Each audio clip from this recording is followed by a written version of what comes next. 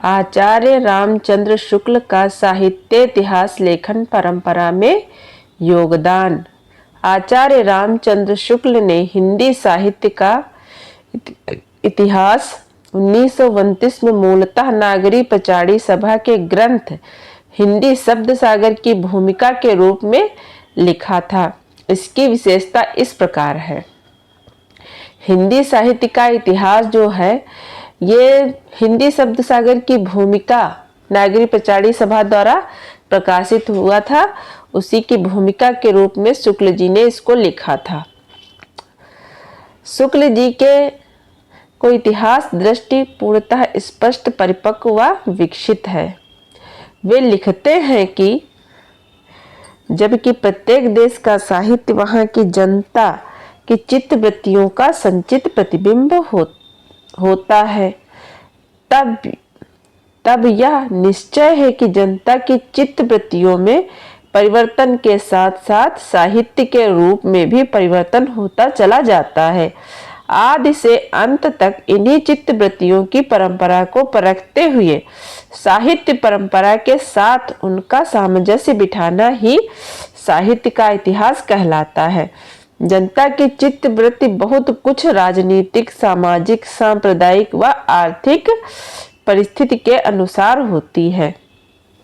इस कथन के आधार पर हम इस दृष्टिकोण में अंतर्निहित चार मान्यताओं को समझ सकते हैं। प्रत्येक देश का साहित्य वहाँ की जनता की चित्तवृत्ति का संचित प्रतिबिंब है। जो शुक्ल जी ने क्या कहा है, चित्तवृत्ति, हर जगह इन्होंने चित्तवृत्ति का बार बार नाम लिया है। ये चित्तवृत्ति है क्या? जनता के हृदय चित्तवृत्ति का संचित प्रतिबिंब होता है। ये बहुत ही इम्पोर्टेंट है। ये हर कंपटीशन में पूछा जाता है लगभग। आप लोग इसको लिख लीजिए, ठीक है। शुक्ल जी ने क्या कहा है? संचित प्रतिबिंब किसका होता है? चित्तवृत्तियों का।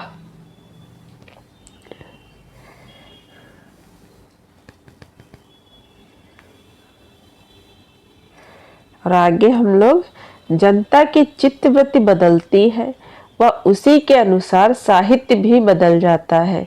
जनता की चित्तवृत्ति प्रायः राजनीतिक, सामाजिक, सांप्रदायिक व धार्मिक कारणों से बदलती है।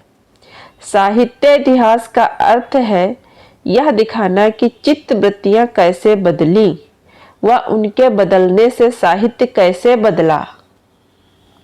शुक्ल जी का इतिहास बोध प्रत्यक्षवादी व विधेयवादी था। प्रत्यक्षवाद का अर्थ होता है कि किसी कार्य की व्याख्या निश्चित व वस्तुनिष्ठ कारणों के आधार पर करना।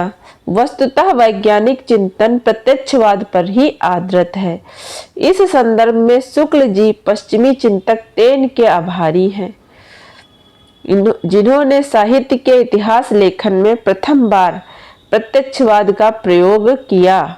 टेन ने साहित्य की व्याख्या तीन तत्वों के आधार पर की: जाति, वातावरण व रचना का क्षण। यहाँ जाति का अर्थ समाज से, वातावरण का अर्थ चित्तवृत्तियों को बनाने वाली स्थितियों से व क्षण का अर्थ रचना के विशेष समय से। शुक्ल जी ने इन्हीं तीन तत्वों के माध्यम से साहित्य इतिहास लिखा है।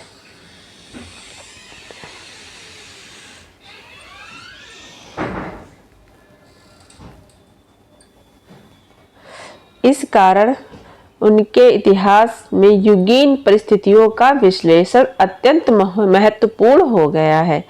शुक्ल जी ने वैज्ञानिक दृष्टिकोण का प्रयोग कर साहित्य इतिहास में आने वाली काल विभाजन व नामकरण की समस्याओं को लगभग पूर्ण समाधान कर दिया है। उन्होंने 900 वर्षों के हिंदी साहित्य को 4 कालों में विभाजित किया।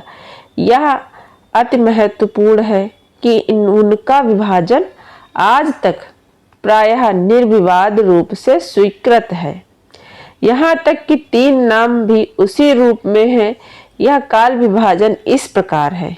वीर गाथा काल संवत 1050 से 1375 तक, भक्ति काल 1375 से 1700 तक, रीति काल संवत 1700 से 1900 तक, आधुनिक काल संवत 1900 से अद्यतन।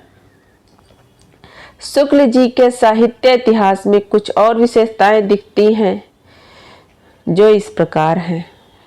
रचनाकारों की जीवनी लिखने के स्थान पर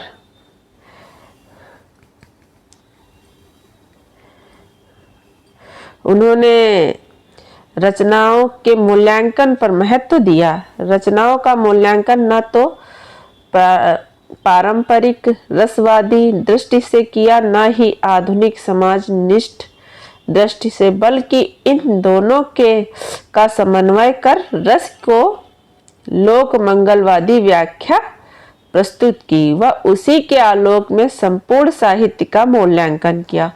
उन्होंने कविता में संप्रेषण को बाधित करने वाले तत्वों तथा रहस्यवाद, प्रतीकवाद, क्लिष्ट व पारिभाषिक शब्दों के प्रयोग व बुद्धि प्रेरित वक्रता का जमकर विरोध किया। उन्होंने जहाँ तक संभव हुआ विविध कालों का वैज्ञानिक वर्गीकरण किया।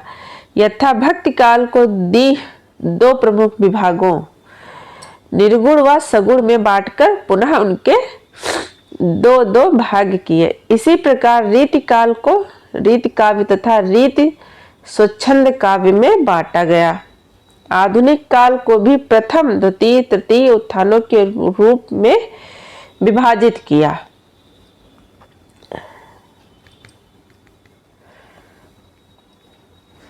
आगे शुक्ल जी के साहित्य इतिहास की सीमाएं।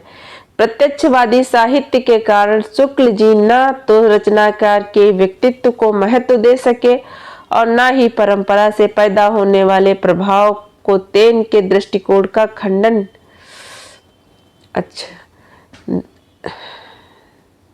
प्रभाव को तेन के दृष्टिकोण का खंडन जिस प्रकार हडसन ने किया था, उसी प्रकार शुक्ल जी का खंडन आचार्य द्विवेदी ने किया था। परंपरा के प्रभावों को सामने रखा आचार्य द्विवेदी ने दिखाया कि कबीर की कविता पर आदिकाल की सिद्धनाथ परंपरा का प्रभाव है, जबकि सूर पर विद्यापति व जयदेव की परंपरा का सीधा असर है। प्रत्यक्षवाद के प्रभाव में शुक्ल जी ने हर बड़ी घटना की व्याख्या केवल युगीन परिस्थितियों के आलोक में की। जैसे भक्ति काल के उद्भव में इस्लाम की प्रतिक्रिया को प्रधान कारण बताया। संत काव्य में सगुण विरोधी दृष्टिकोण पर इस्लामी एकेश्वरवाद का प्रभाव माना। सूफियों के प्रेम काव्य को फारसी परंपरा की मसनवी शैली के प्रभाव के रूप में व्याख्या किया। आगे चलकर आचार्य हजारी प्रसाद द्विवेदी और जयदेव नारायण शाही और आदि विद्वानों ने इन निष्कर्षों का खंडन किया।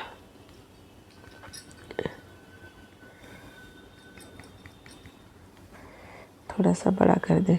आचार्य शुक्ल ने प्रबंध काव्य, सगुण काव्य, लोक धर्म आदि के प्रति एक आग्रहपूर्ण दृष्टिकोण बनाए रखा, जिसका परिणाम यह हुआ कि वे न तो मुक्तक परंपरा का समुचित मूल्यांकन कर सके, न छायावाद जैसे प्रतीकात्मक काव्य का, और न ही कबीर जैसे निर्गुण कवि का। कहीं कहीं उन्होंने इन आग्रहों को इतना बढ़ाया कि आदि काल का संपूर्ण बौद्ध व जैन साहित्य के क्षेत्र से ही बाहर हो गया।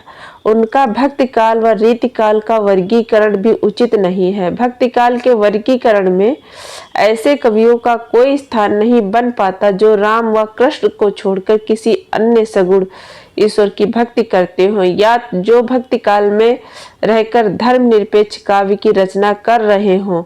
रीति काल में भी वर्गीकरण ऐसा है कि वीर काव्यधारा व नीति काव्यधारा अति महत्वपूर्ण होते हुए भी एकदम गौड़ बन जाती हैं।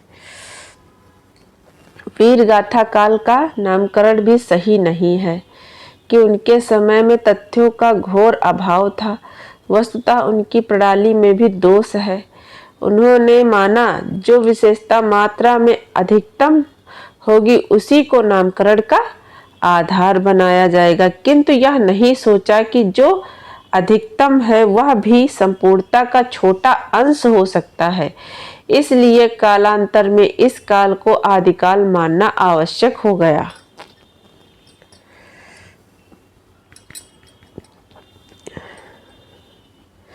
गणपति चंद्र गुप्त ने हिंदी साहित्य का वैज्ञानिक इतिहास नामक पुस्तक में इस दृष्टिकोण का गंभीर खंडन किया। रीतिकाल की शुरुआत का प्रसंग भी विवादास्पद है। शुक्ल जी ने केशवदास को रीत परंपरा का प्रवर्तक नहीं माना और कारण बताया कि वे अलंकारवादी आचार्य हैं, रसवादी नहीं। इसके विपरीत तथ्य यह है कि केशव दास की रचना रसिक प्रिया पूर्णतः रसवादी रचना है तथा तथाकथित रसवादी आचार्य ने भी अलंकारवादी रचनाएं लिखी हैं। शुक्ल जी की अंतिम सीमा यह है कि वह अपने समकालीन साहित्य का मूल्यांकन न कर सके। उनके समय में प्रेमचंद्र अपने सभी महान उपन्यास लिख चुके थे, किंतु शुक्ल जी ने उनकी चर्चा नहीं की। इसी प्रकार कहानी आंदोलन व तत्कालीन नाटक साहित्य की प्रायः उनकी नज़रों से अछूता रहा। छायावाद का सही मूल्यांकन न कर पाना भी उनकी एक बड़ी सीमा है, जिसका खंडन आगे चलकर शांत प्रिय द्विवेदी, नंद दुलारे वाजपेयी व डॉक्टर नगेंद्र आदि स्वच्छंदतावादी समीक्षकों ने किया।